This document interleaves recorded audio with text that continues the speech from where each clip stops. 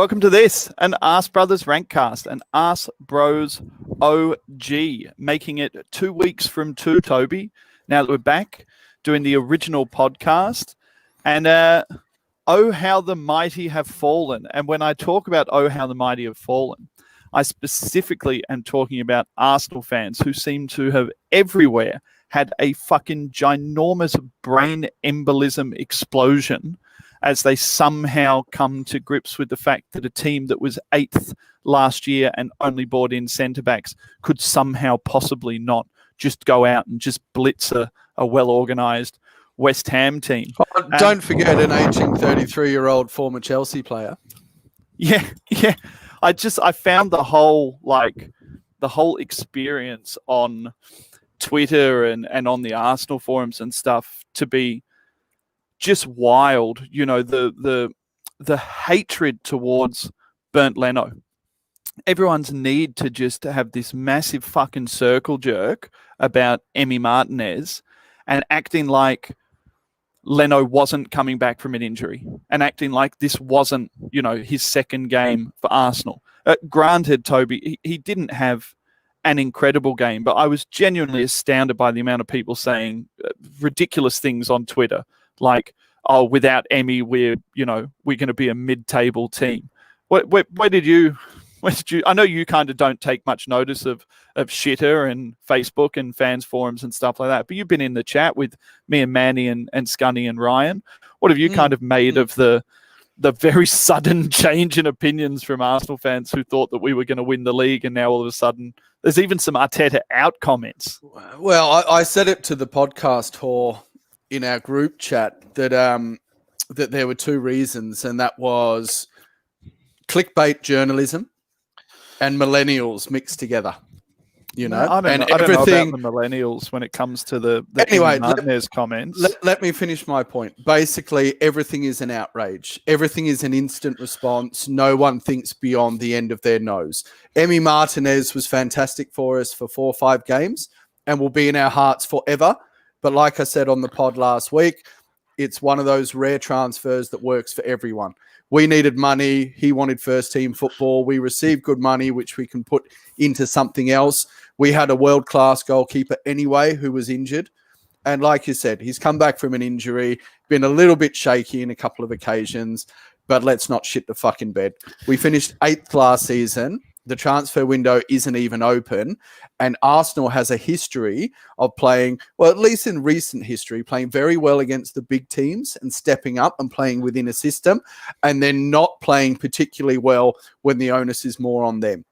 All right? Is a fantastic segue, Toby. Sometimes we just segue. Sometimes there's synergies between us, like we're it's related. Almost like we're brothers, yeah. Going back to the well of old jokes once again, Toby. On that, exactly what you just said, the comment that you just made, I thought that this, if anything, this game proved unequivocally correct what we were saying at the end of last season, which was that with this midfield, with this squad that we have right now and this system that we have right now, it definitely lends itself more to Arsenal being passive.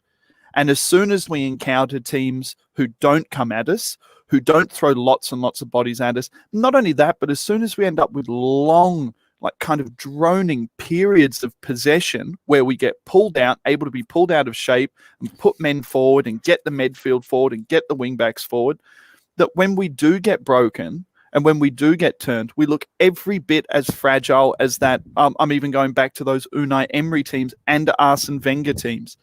I will never be that fragile, but yeah. But that's the whole thing. I mean, it's possession-based, sterile possession or sterile domination, and then you push everyone forward and forward and forward. And then ultimately, if you don't have the recovery pace, which I'm sure this is where you're going to get to anyway, you get broken and you're susceptible on the counter.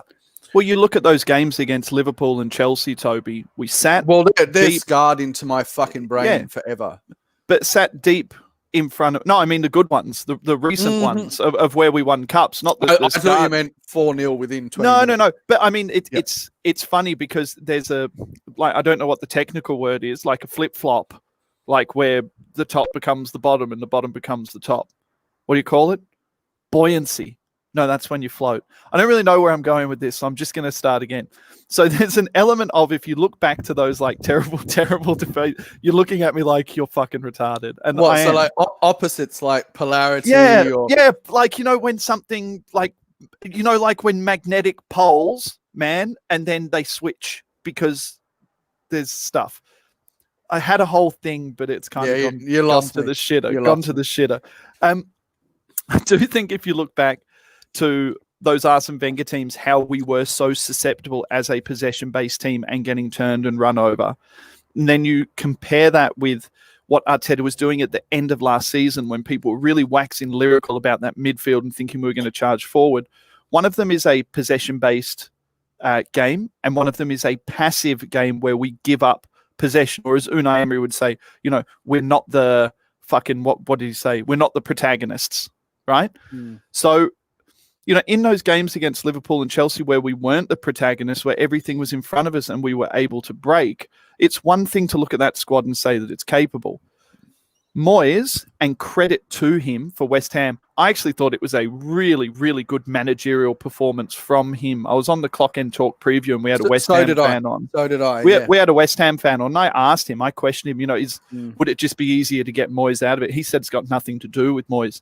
And I thought it was a very old-fashioned Moyes Everton kind of approach. Great shape, never fell out of shape, absorbed the pressure. And then a battering ram up top. Almost like a Timmy Cahill or, a Duncan Ferguson. I don't know if Duncan Ferguson was Moyes' era, maybe the back end of his career was the start, but very much so, and I've got a friend as well, Josh, who's a West Ham fan for life. And we were talking about, what's the point of being a yo-yo club and playing pretty football? Why not be a hard-working club? And, he said that they don't play unattractive football, but they work for each other and they have a very solid system and they work fucking hard. And then you've got that. And that's my point exactly, Toby, is that within that structure, within that system, they gave Arsenal countless waves and waves and waves of possession. Wing-backs got forward, midfield got forward. And as soon as we got turned, especially in that second half, and there's a tactical reason why the second half went to shit. We'll get to that because it is worrying. But, as soon as we got turned, all of a sudden, we got showed up again for that lack of athleticism, that lack of recovery speed, that lack of being able to transition well enough. And as we kind of as we just press forward and press on with this system, and we saw it if we take the Lacazette goal, by the time Lacazette bangs his head in, there's 5 people in the box. There's 5 players in the box. There's one person feeding it outside of the box. And they're like the midfield's up over the halfway line, and we just get hit and just rolled over and like but you need numbers in the box to score goals. No, I'm not. So you can't not do that. I'm not taking away from that. What I'm saying is, for people who thought that midfield was adequate, where they get found out is when you have everyone engaged forward and you need guys with genuine athleticism to make the recovery runs and go and put a foot in. You look at West Ham's goal. That basically the ball pings out, gets spread. We're highly engaged. Saka's being asked to get miles forward. And, Xhaka's got to cover a reasonable expanse of distance, but still he never gets across there in an athletic manner. He lumbers over there. He holds off on the player, holds off. Kolasinac holds off. Yeah, I've been a late run from Antonio. I've been reflecting on this because obviously I sparked a lot of debate by saying that the central midfield wasn't the problem in this game. But I've been thinking, and maybe we can get onto that later. I'll let you facilitate things. But in that instance, if Xhaka was to rush forward, would that actually make it easier to draw and pass and then pull Kolasinac out of position, who was also, let me finish, who was also backing off? So I think there's a midpoint between what you're saying and what I'm saying. There is getting across quickly and being athletic and shutting down the angle because there's no one within fucking cooey of Xhaka. He runs from the other side. He runs from the other side of the pitch. So look, if he went charging in there and took the guy's legs out and took a yellow, would you be unhappy? Because I wouldn't, because that's what Not at Man all. City would Not do. at- no, no, not at They all. just Yeah. drag him down. And so he ends up in this 50-50 mode where he's not doing the wrong thing by going in and being hot-headed, but he's not doing the right thing by being decisive. And we back off until you essentially invite the guy onto Kolasinac, who's not, I think, a particularly technical defender. Like AMN, for example, his stand-up defending in those situations is very, very good. Well, Kolasinac is a technical nothing, and I actually feel sorry for him because I think his mind has been broken. What little ability he had, now he doesn't have the confidence to go with that. And to be fair to him, he was rushed in playing left central defender at the very last minute. So, whilst maybe he's actually thinking of a move away, I'm not defending his lack of ability, particularly technical skills, but I'm just saying there's other variables in that equation that we should consider. Yeah, and this is where the debate came from, because if you look at it statistically, both Xhaka and Ceballos, a huge amount of passes, quite a large pass completion. A lot of people gave Xhaka their man of the match. And for me, I said in the group, it's like fucking Danielson all over again. You've got a guy who's racking up stats, racking up positive stats. And I said, on the ball, I thought Xhaka was quite good on the ball. Ceballos actually thought had a bit of a dodgy time on the ball, especially in that first half. He grew into the game. He grew into the game in the second half. Yeah. But Xhaka on the ball early on, Aubameyang was making run after run after run, and there's an element still with Xhaka where I find that his passing is very side to side. He doesn't hit the balls quickly enough. But if you're someone who just follows stats and just looks at pass completions, you'd sit there and say he had a really good game. And I mean, you thought that he had a good game. But for me, he was a consideration for man of the match. I actually gave the man of the match to Ceballos. Let me finish. All right. And I don't look at stats. I just look at the game itself. So I thought if I'm going to, I don't want to admit fault, but if I'm going to admit that I haven't considered something, it's the defensive positioning or getting caught on the break. So I'll give you that. But I thought the central midfielders in our system, and this is where I am going to go hard on that, fundamentally did their job because it's their role to sit and distribute. And I thought they both did that excellently. In particular, I thought Xhaka's distribution was brilliant in this game. I thought the faults more lay with the wing backs, that in this particular system, they come in and are part of the midfield four. So West Ham had, 5 in the midfield, 3 in the centre to overrun Xhaka and Ceballos. But I actually thought the biggest negative for us in possession was the fact that our wing backs in particular, the ball bounced off of them and we didn't retain possession in the way they should. So I thought Bellerin had a poor game again. For sure.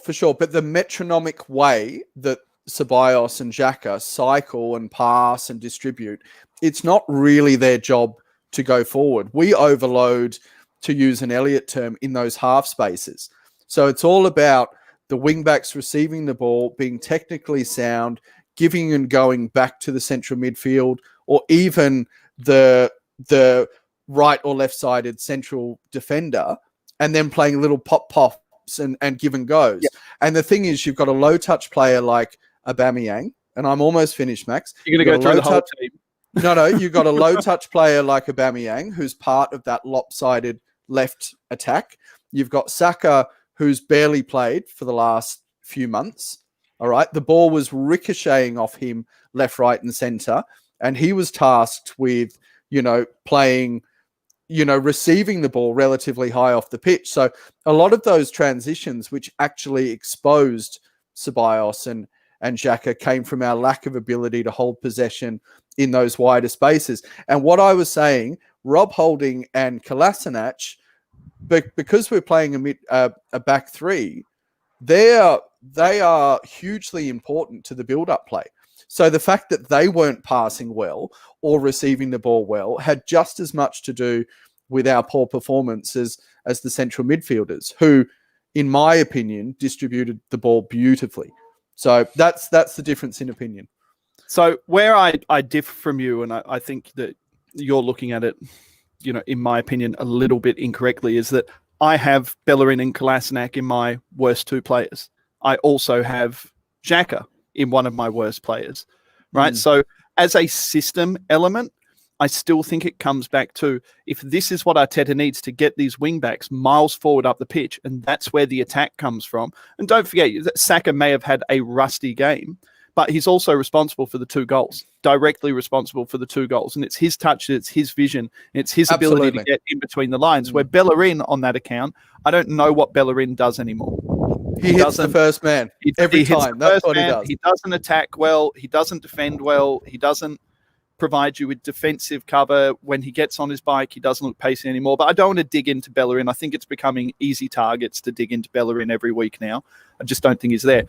Where I differ with you is that I don't think that you can say, because of the system and because these players are playing up high, that you can then absolve Xhaka for being as unathletic as he is. And I want to make this caveat. This is not me coming out and saying Xhaka is a bad player. I've stood by this for a long time. He's not a terrible player. It's really windy out here. He's not a terrible fucking player, but he is in that system that Arteta is trying to play, which is getting the wing backs forward. You cannot have someone with that little athleticism, that inability to get back. And now I'll explain to you why it went to shit in the second half. And I think it went a little bit, what's the word I'm looking for? Like a little bit unlooked at, right? But in the first half, Willian off the right was pulling into the midfield, pulling in behind Lacazette, and was actually creating an additional player in the midfield that stopped West Ham from overloading the midfield. Willian was getting back, running into his box. There's a moment, I wrote it down, I think it's like the 44th minute or something like that, where Arsenal lose a transition up on the box, and Willian ends up in between the 2 centre defenders. Actually ends up bypassing, running past the defenders, running past Ceballos, running past Xhaka, and ending up getting back there. Now, when Willian comes off for Pepe is when we completely lose control of that game. And it is really... I agree. Really worrying how quickly our shape... Look, we looked like we were in a little bit of trouble for a lot of that game. And whether that was, like you said, rustiness, the ball bouncing off Saka, it definitely, like you said, it wasn't... And Lacazette. It wasn't to do... No, fuck you, I'm not having that. It wasn't to do with... Xhaka, and it wasn't to do with Ceballos on the ball. No one is sitting there and saying what they did on the ball was garbage. I thought they both had their moments, thought they both did okay. But the really worrying thing is when you pull Willian out of that team and all of a sudden you get an overloaded midfield, it's like watching an old-fashioned Arsenal team. It's like watching Arsenal with an Ozil in it. Arteta. Arteta getting exposed as fuck. And this is actually quite funny. I'm sorry to go off on a tangent, but I was hugely critical of Arteta back in the day. All right. Not that I didn't love and appreciate him, but I was hugely critical of his lack of athletic ability. These pop-ups fuck with me. They just don't make me lose them and get on with it, Toby. Anyway, so, but I was critical of his eat a dick. Was his lack of athleticism, the fact that it was give and goes all the time, the ticky-tacky, the triangle stuff. And then on the break, and I remember in particular a Crystal Palace game where Arteta actually got sent off and we went on to lose the game. And I think it's that type of exposure where you're being so critical, and a lot of people are, of Xhaka and Ceballos, if you want to bring that in together, but more so Xhaka. So it's quite systemic. If you leave someone there who's an excellent distributor but is lacking athleticism, they are going to get overrun. Which is what it comes back to, Toby. There is a massive requirement still. The requirement that has existed for the last 10 seasons that does not cease to exist today. Right? You require runners and athletes in that midfield. Now, do I believe that you could create a cohesive midfield that includes Xhaka in it? Yes. Yes, I do. I wouldn't be ecstatic with it. I don't think he's a wonderful player. I've said many times, I think he's a 7 out of 10 player at best. because of his physical deficiencies more than anything else. But this is the thing I just keep coming back to now. Would you have Torreira there that can't head the ball? No, I'm saying we have to go fucking buy people, Toby. I'm saying all these people who got their massive fucking hard on now get three in midfield. Well, I think ultimately that's what Arteta wants to do, and I think this is where it's really worrying with Arsenal fans. Them saying, Arteta's got the wingers too far forward and it's exposing the midfield. Well, what the fuck is Arteta meant to do? Right? He doesn't have the midfielders to play a midfield three. Well, you still got to score goals. And this is the thing. We went back to a back three because we weren't secure enough. Then you're telling me you don't want to be a back three, even though we're not a back three. We're a back four. I would say we absolutely need to be a back three at the moment. We're not even a back three when we are a back three, Toby, because it is so fluid and so visibly fluid now between fours and threes that for me it's like, how many different times do you want to keep going back to the well and saying, okay, well, let's coach these guys, let's get them better. You cannot coach physical attributes. You can't coach them. And this team lacks some physical attributes. And can I tell you where it gets most highlighted that the team lacks physical attributes? Saka coming in for AMN. Because we missed AMN's physicality and we missed his athleticism in this game, even though Saka's maybe more technical. I think Saka's pretty technical. I think he's bigger than we think because he's got a baby face. I just think he was massively underdone. I'm not critical. When I say the ball was bouncing off of Saka, I'm not being critical of his final third ability. I'm not even critical of his technical ability. What I was saying was that a lot of our play and possession broke down with him because he was so underdone. You remember Arteta saw that he was redlining. He was in the red zone towards the back end of last season. Do you remember he played every single game in the catch-up games? And then after he'd signed the new contract, he had a rest. You know, he basically hasn't played for the best part of 3 months or whatever it is. So I just thought he looked underdone. Yeah, look, no doubt. Do you want to have your little say on what I touched on before, just about Willian? Again, I thought it was a really good performance from him. Obviously didn't come in with the assists, but as far as shape and what he's doing for our shape with this particular system, does this get harder and harder for Pepe to fight his way back in the team when, as you agree with me, our shape just got absolutely destroyed once Pepe came on and hugged the touchline? Yeah, look, I'm still not sold on Pepe completely, but I think he has shown glimpses that he can get there. Right now, Willian has come in and he's ready-made, he's hardened, he's battle-hardened, he's Premier League ready, and he performs multiple roles. Whereas I feel Pepe only really performs one role, and that's dribbling to create space and, push inside on his left foot. His Pepe, I guess, is quite a release valve in his own way, but the rest of his game doesn't really open up a lot of space. He gets knocked off the ball easily. He can hold it up and pass back, which is great because it gives us another option, but he doesn't provide not enough drawing of defenders for me, and certainly not enough in terms of the press and the defensive side of the game. So I would say that Willian has been brought in to give a bit of a nudge to Pepe to say, this is what you need to be. These are elements of the game that you need to improve on. And it creates competition. So, I don't even think there's any negative argument. Willian's come in to the negative argument is the amount of money that's been spent on Pepe. That's not Pepe's fault. No. I'm not saying that it's Pepe's fucking fault. I'm saying that regardless, the money has been fucking spent on him, which means the money hasn't been spent somewhere else that we require. And it is very worrying that we brought in a 32-year-old, and it's not even about what he does on the ball that works towards Arsenal shape. It's about the areas that he occupies off the ball as much as that, and where he pulls into and where he pulls defenders into. Well, I'm going to go a new place with this. All right. So let's drag the discussion somewhere else. Do you know how I always talk about partnerships? All right. So I don't think a front three of Lacazette, Aubameyang, and Pepe work. because Ever. you don't, Ever. you've got players that are too low touch. You've got Lacazette who is too slow for me to cover the ground. He's not, I think he's a decent striker on the end of things, but that's probably man of the match for me. Yeah, not for me. But, and then you've got Pepe, who's quite slight. He's struggling physically. Certainly doesn't do the sort of total football style of things that we need in the in what's required in the Premiership in the most recent era. So I think you've got a front three that aren't working harmoniously very well together, whose attributes perhaps don't really gel or suit each other.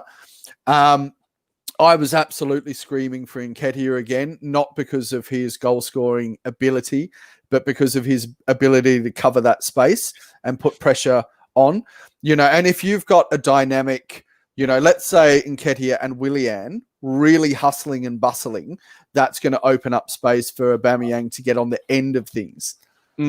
Look, I agree. I agree with you wholeheartedly that Pepe, Aubameyang on either wing doesn't necessarily work because there's a lack of physicality there. Aubameyang is such a low-touch player.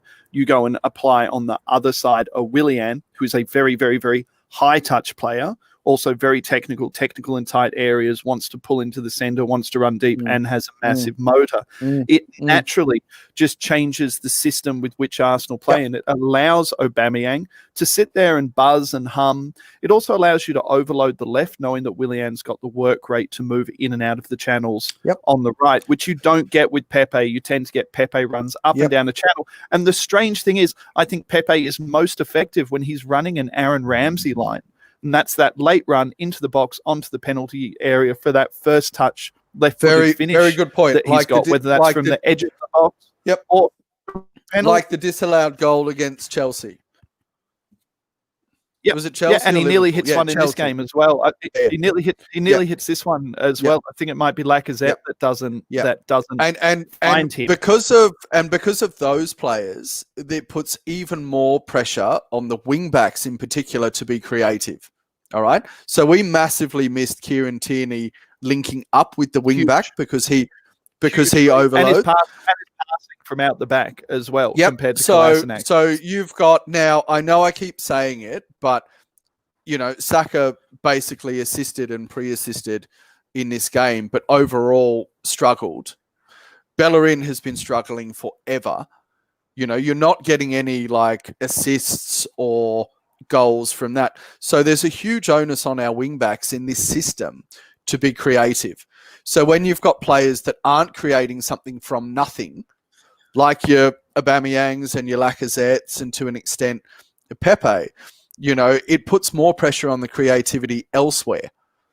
So, it's quite a difficult thing at the moment, and there's a real balance. But this is the balancing act of management or football management, because you don't have every player you want. It's not this is where those midfield signings, those types of players need to come into effect. And I think this is where, at the start of the show, I was talking about, a lot of Arsenal fans really just falling off the edge of a cliff as if this was so unimaginable that Arsenal could have West Ham come to them, sit in a shape that they struggled to break down. It's so unimaginable that it happened because, we're going to win the fucking league. We finished 8th last season for a reason. A lot of that reason came back to our midfield. It came back maybe a little bit to our solutions around wing-back areas, with Bellerin out, seemingly falling out of... There's so many factors. I said this to someone online. I wanted to get it right about Bellerin. I think I was talking to Troy, and Troy was saying to me, he likes Bellerin. And I said to him, it's never been a question of whether I like Bellerin or not.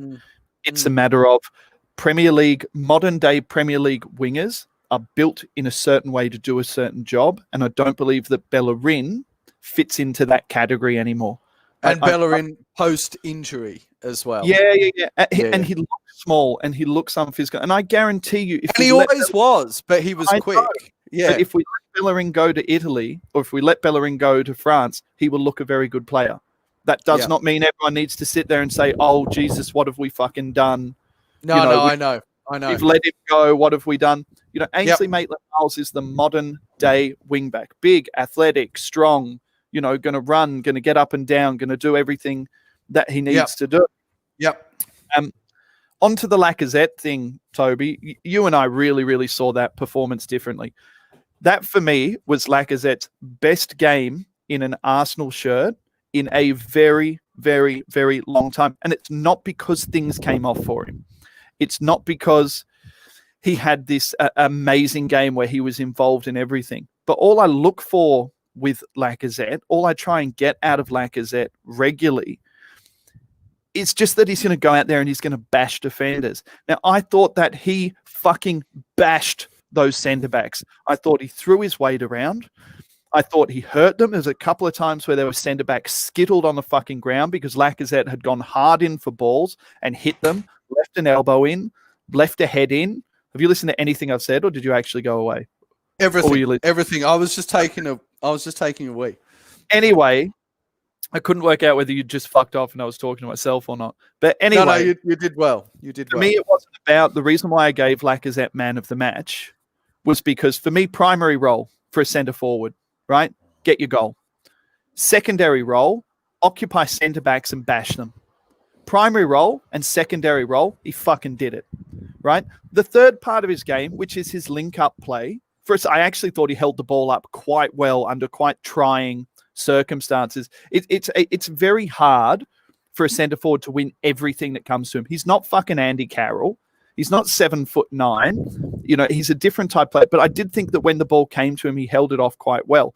Where I think a lot of people started pulling Lacazette's performance apart was actually between the 60th and the 72nd minute when he came off, when he was blowing out of his fucking ass and fucking up all of his passes. Now, for me, Lacazette, Eddie Nketiah, I'm not fussed. One or the other. I feel like they both, at their best, offer different things.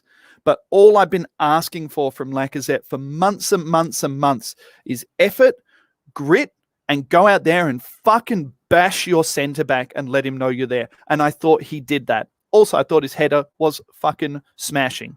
You obviously had more of an issue with him not linking or not distributing, Toby, because you thought he was crap and I thought he was nearly best part of man of the match for the first 60 minutes. Yeah, well, I mean, you speak passionately about it, so I certainly shouldn't dismiss it. And maybe -3 last week I gave him, so never let it be said that I don't. No.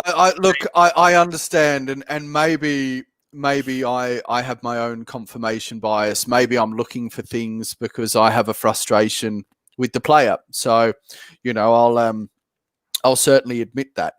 I felt that the cross was on a plate and he absolutely fundamentally should have put that away. So for me, sometimes the goal scoring, it's not a tap in that, Toby. The goal scoring, and this is why I often don't always give Aubameyang positive points in our system, is because sometimes, the goal scoring is the least you should do, It's about the overall performance. So my frustrations with him are a lack of link-up play, a lack of ability to pass the ball well, run in behind, dropping too deep, a lot of those things.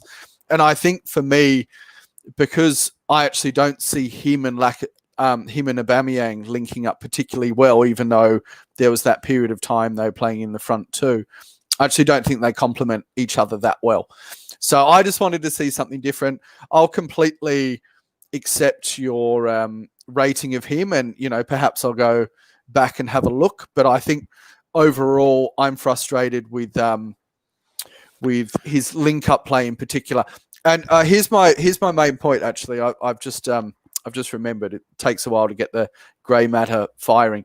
Because we try and play a counter attack system so much, I actually feel that his attributes are completely unsuited to that. So I remember we were under all sorts of pressure. This wasn't a count. This Let wasn't me fucking finish. This wasn't Let a me finish. counter-attack game. This wasn't a counter-attack game. It was a possession-based game. It was in the second half. We had 70% possession in the first half. We had like 55. The other way in the second half. We had very little possession. So there was a release valve situation, and the ball spilled out. It was cleared. There was a quick give and go, ball over the top. Lacazette was in space. You had Aubameyang screaming down the right, and then you had someone else on the overlap as well. Might have been Pepe at the time.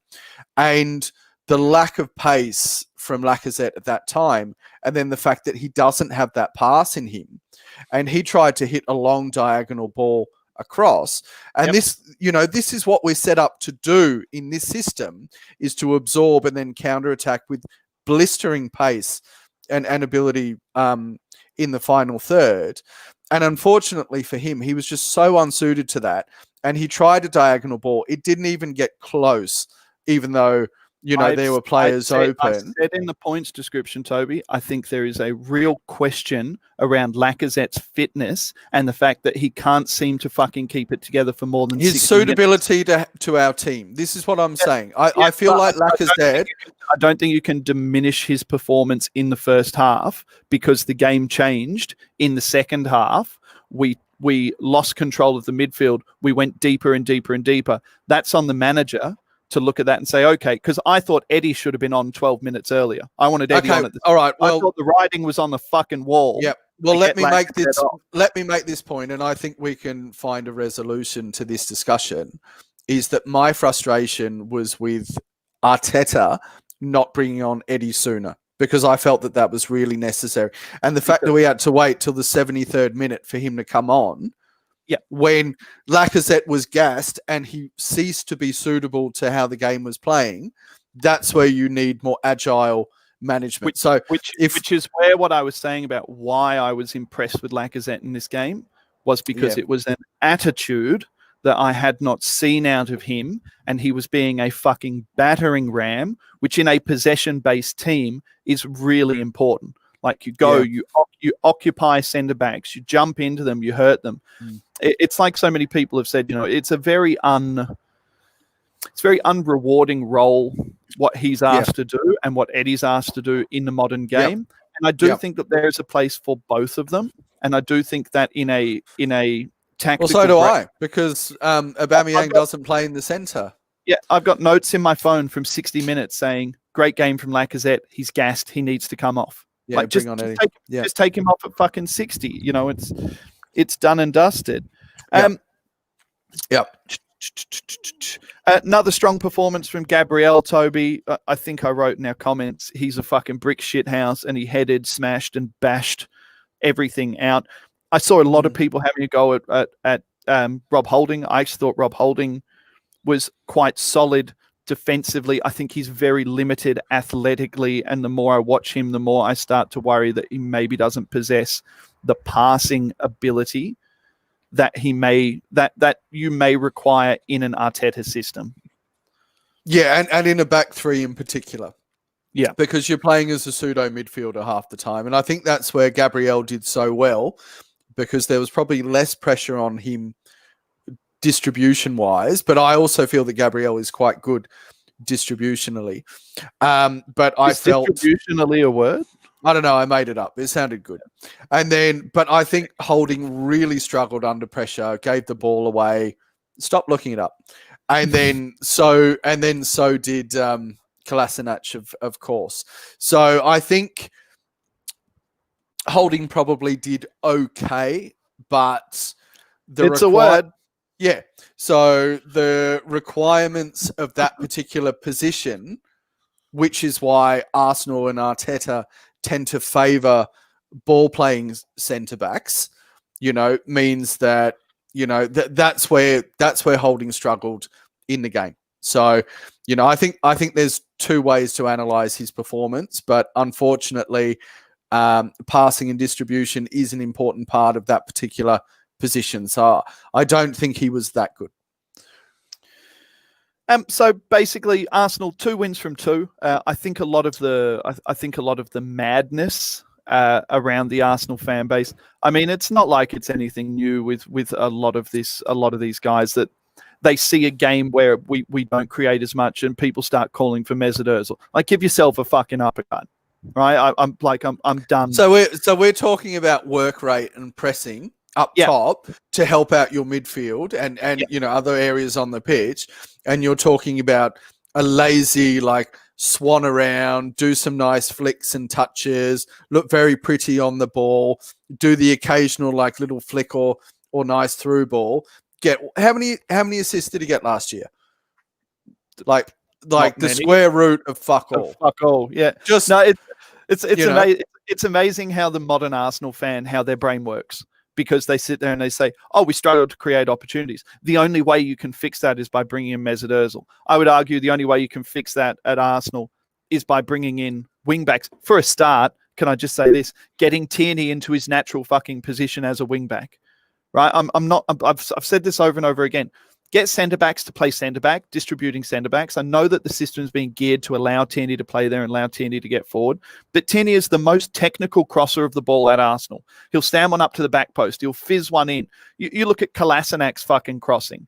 It's absolute garbage. All he's got is get to the byline and blindly smash one across the face. It's a little bit like Monreal in that back three, because they both have the tenacity to play in that position, and they're both technically quite secure and their passing is good.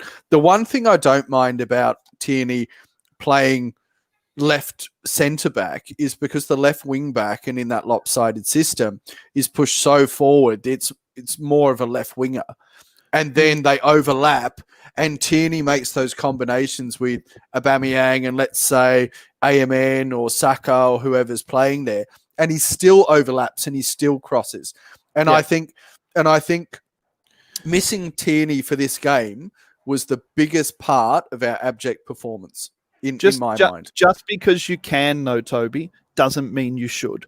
Just because Tierney can play as a centre-back and in a system he can get adequately used there, I would still rather see Tierney in some of the positions that Saka was in, and I would rather see Saka used as a more attacking player or in a different system altogether.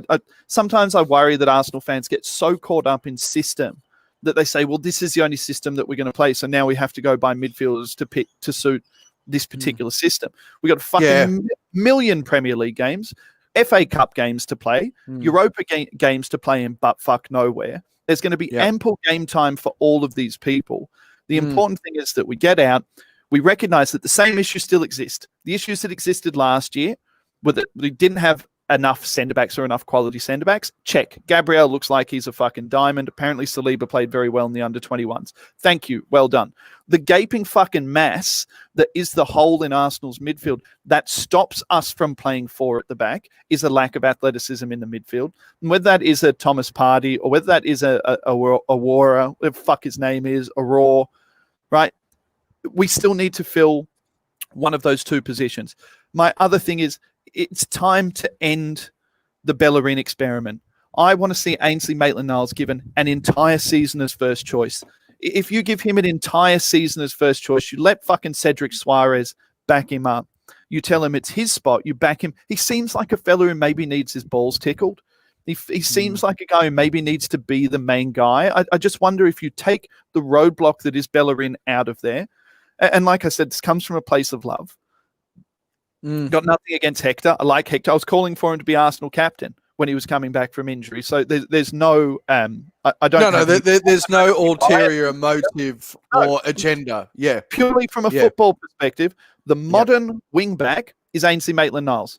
He's big, he's robust, he's fast, he'll get up and down. I'll tell you another interesting fact, and you and I covered this last year. Pepe plays a whole lot fucking better with Ainsley Maitland-Niles behind him than he Combinations champion. Combinations, mate. They fucking make Rubik's cubes. You got to get a whole side of white. And they did. They connected beautifully last season, and even way back with fucking Emery days or whether it was Freddie era. They were connecting really well because both of them are quite comfortable on the ball in tight spaces. they draw defenders in over towards them on the right, and then pop, and then we released into the center and the left side of the pitch. So, maybe absolutely. Yeah. Look, Toby. Yeah. For me, that's it. I want to see the 3 centre backs be the 3 centre backs. Louise is going to come back into the team. I'd like to see Louise, Gabrielle, and Holding, maybe based on who's fit at the moment, be given a good run. I want to see Ainsley Maitland-Niles off the right. I want to see Tierney off the left. At the moment, we have Xhaka and Ceballos, and they are our best 2 midfielders, and I think they would get less overrun with Ainsley Maitland-Niles and Kieran Tierney in there because they both got fucking motors, and they'll get up and down. Willian has to start and continue to start. Lacazette or Eddie, flip a coin for me. Would I like a better striker than both of them? Yes, but beggars can't be choosers. Let Aubameyang do his fucking thing. Yeah. All in all, Toby, 3 points. We struggled through it. We still managed to create. We didn't play well and still got the points. And I guess, a couple of games into the season, that's all you can ask for. Can you see the shape that Arteta's trying to get them to play in? Yes, it's the most visible shape I've seen at an Arsenal team for a very, very long time. Can I add one point before we finish? Is that good teams win when they play badly. So at least we got that done. It was a bad performance, but we got it done, and that's very, very un-Arsenal. Very un-Arsenal. So, guys, we're trying to get these out 45 minutes. They're quick. Toby and I are going to talk over each other, tell each other to shut the fuck up. But this is very much the phone conversation that Toby and I have after every single game, including the telling each other to shut the fuck up. Which started this whole bullshit in the first place. Yeah, absolutely. So, guys, I may be very, very quiet over Twitter for a period of time. The ArseBros account has been permanently suspended by Twitter for another offense. Basically, I called Tim Sherwood a cunt with a cunt face, which is not the first time I've had a suspension on Twitter for calling Tim Sherwood a cunt. But this time Twitter has had enough of me. I think it's my 3rd strike, and they have essentially permanently suspended the account. But through my own legal recourse, I have constructed this letter to Twitter, and I'd like your feedback. Dear Twitter, further to our previous correspondence on the matter listed as ArseBros Rant account suspension, reference 000GD8000. I would like to add that having spoken to the particular team member responsible for such said post, we have discovered that he is suffering from a mental condition exacerbated by COVID lockdowns and has shown much remorse to his comment. He was of the opinion that calling Tim Sherwood a cunt was to a friend and an inside joke. Granted, this does not diminish the fact that it was a poor use of the English language, but he has reiterated that it was in no means meant to be hate-filled. Again, we would ask with some leniency upon this account to allow us to resume our Twitter. Toby, I've done it again. Well, what can I say now, apart from you do have a mental illness, and to exacerbate that, you're a fucking retard. So there is no more to say to that. But I mean, maybe my words are incisive, and now I become a menace to society and get removed as well. Very true. I mean, if you are going to get kicked off Twitter for anything, calling Tim Sherwood a cunt with a cunt face is an acceptable way to get kicked off Twitter. It's fairly accurate in my mind. Did you think my legal retort to Twitter? Do you think that they will look at that and they I thought it was beautifully worded. Obviously, you don't have spell checks, so when you verbalize something like that, so it sounds quite intelligent. Yep. Brilliant. All right, guys. So don't follow me on Twitter. Follow one of the other boys for a while. So same old ArseBro Ryan, you can follow. At Mike Scunny, you can follow, and hopefully we'll find a way of keep getting these podcast videocasts. I don't even know what they're called anymore, champ. But hopefully we'll find a way of getting these out to you in the future through some means. Otherwise, I'll open up a new account and all you fuckers can come and follow me there. And the best content gets censored anyway these days, so you got to find us. That's true. That's true. Tim Sherwood is a cunt with a cunt face. Good night.